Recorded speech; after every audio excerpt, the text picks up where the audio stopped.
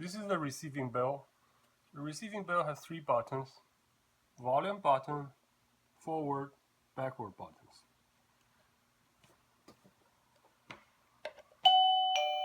This is the default setting for the bell. If you want to ring the bell, simply just touch the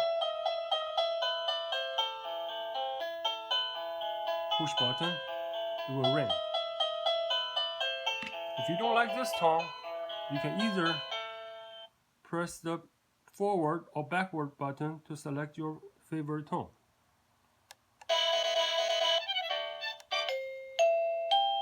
For example, you like this one, you want to select this tone as your favorite one, press the volume button for 5 seconds.